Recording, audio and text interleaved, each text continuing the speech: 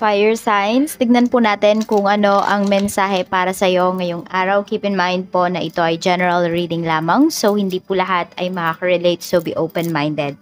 Sa mga hindi pa po nakasubscribe dito sa ating channel, please subscribe na po kayo and palike na din po ng ating video. At sa mga nais pong mag-avail ng ating private readings, Lucky Stones and Amulet, makikita nyo po yung link sa description box below. Tarot Intentions by Aliana Reyes. Okay, tignan natin kung ano po ang mensahe para sa iyo. Mensahe natin, Spirit Guide for fire signs. Okay, kamusta ka ba ngayong araw na ito? So we have healing energy. So nakita nyo ba may kamay dito? Hindi kasi siya masyadong kita, pero ayan, may kamay dito. So pwede po, meron yata dito. Di ko alam kung magpapamasahe ba kayo or kayo ba yung nagmamasahe dito. Fire signs, or meron kayong mga bagay na sabi natin your hobbies na kamay po talaga yung ginagamit ninyo. Ayan. So ayan, we have healing energy. Ayun, baka manggagamot pala yung iba sa inyo dito or magpapagamot kayo. Okay, so maganda yung energy natin na to. So healing energy, pwedeng kayo po yung magbibigay ng healing sa ibang tao through your hands. Ayan, marami sa inyo pwedeng sa medical field kayo nagwo-work o kaya naman mga social mga charities, mga social something, ayan po. Basta yung parang marami kayong nakakahalubilo, marami kayong nakakausap, marami kayong natutulungan ng mga tao towards your work. Okay? Tignan natin kung ano pa yung mensahe para sa iyo pagdating naman sa family. Spirit Guide, kamusta naman po yung pamilya ni Fire Signs ngayon? Kamusta naman sa bahay? Ayan, tignan natin. Kamusta po Spirit Guide sa bahay ni Fire Signs ngayon? Okay, meron ako nakikita kasi nagpa-fire, parang nasa fireplace, okay? Malamig ba dyan sa lugar kung nasaan kayo ngayon, fire signs? Tignan natin kung ano pa yung mensahe, or pwedeng nagluluto siguro, pero sa labas ng bahay, could be, alam mo yung, ano ba yun, mga kahoy yung ginagamit ninyo ganyan, or sa uling. Tignan natin, ano pa yung mensahe? Family, we have the Hanged Man. Okay, so meron kayo ditong mga parang mga bagay sa family members ninyo na nakabitin ba, mga plans pala. Ayan po. Or kayo ba yung 'di ba yung mga dati pa, yung hindi naman kasi dati lahat may ref, no? So parang binibitin nyo yung mga pagkain ninyo, nilalagay nyo sa basket, yung mga ganyan, pwede rin. So ito, pwedeng sa bahay nga po, is pwedeng may mga hindi tapos na gawain. Ayan. So it's either medyo makalat sa bahay ninyo ngayon, magulo kasi pwedeng may ginagawa, may kinukumpuni. Ayan. Or pwedeng nitong mga nakakarang araw may inaayos sa bahay, pero ngayon kasing araw na to, hindi siya parang day off pa, ganyan nung gumagawa. So medyo magulo sa bahay ninyo ngayon, or pwedeng maalikabok. Tignan po natin kung ano pa yung mensahe. Tapos meron ka din ditong family members. Ayan, nagdadalawang isip kasi siya. So kung ano man po yung decision niya, ayan, or ano man itong mga pinag-uusapan ninyo, hindi siya 100% sure.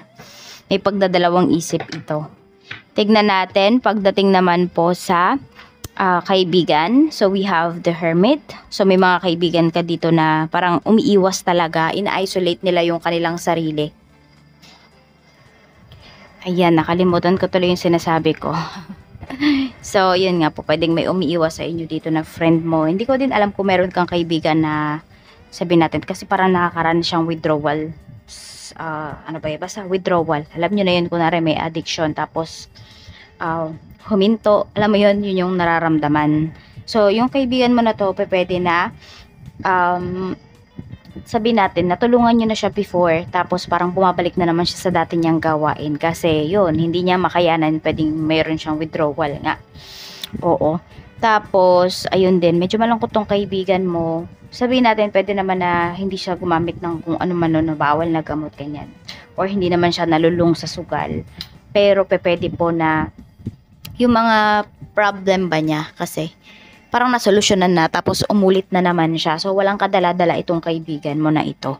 So yun, it's either siya yung umiiwas sa inyo or iniiwasan nyo na siya, kasi nga pwedeng hindi talaga siya good influence sa inyo. Okay? Or naapektuhan na din kayo ng mga pinagagagawa niya. Tignan natin pagdating naman sa iyong love life. Concern ka naman talaga sa taong to. Kaya lang kasi syempre, 'di ba? Nagawa mo na yung part mo. Tsaka siya na din kasi yung umiiwas. So, what can you do, di ba?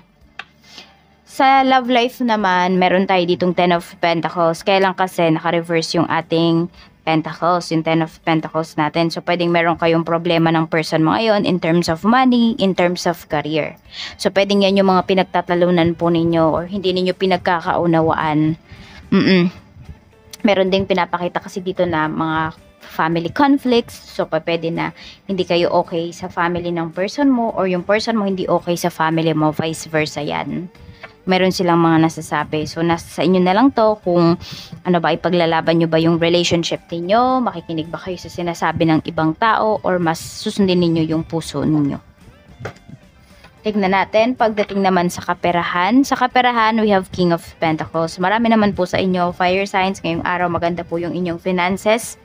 Ayan.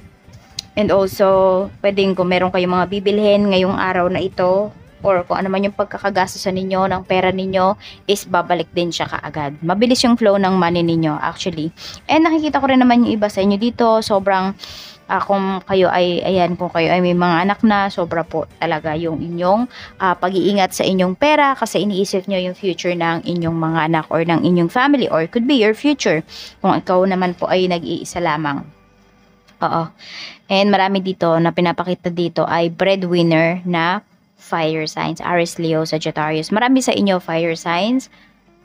Hindi lahat kayo ha, pero marami sa inyo magaling or swerte kayo. Swerte kayo sa business. Ayan. So, kung meron kayo naiisip na business or meron dito mga gusto nang mag-try na po kayo kasi minsan kailangan nyo lang talagang mahanap yung business na magkiklik talaga sa inyo, or pwede rin naman yung gusto nyo talagang business, yun yung, yung hobbies ninyo, yun po yung gawin ninyong business. Tignan natin pagdating naman sa sa career, kamusta ang career spirit guide? Career, we have naman Queen of Swords.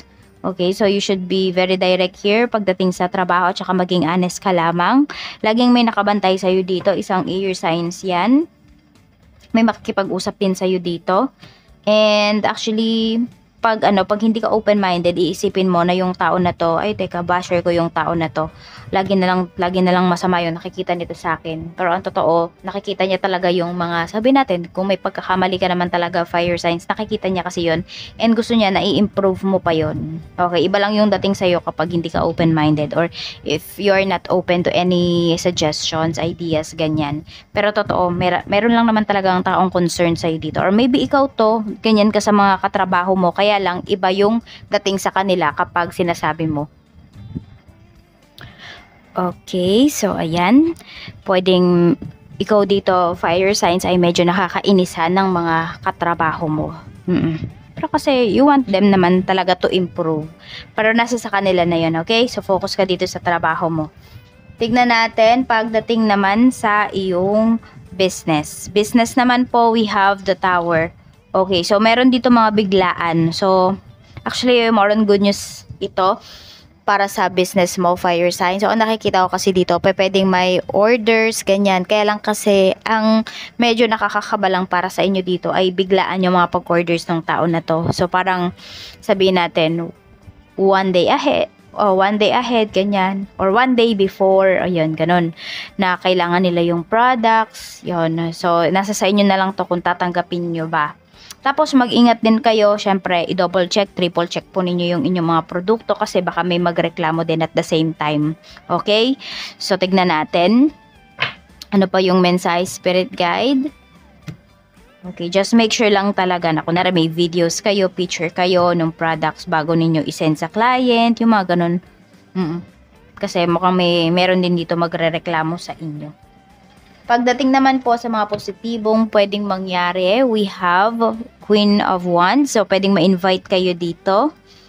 Ayan.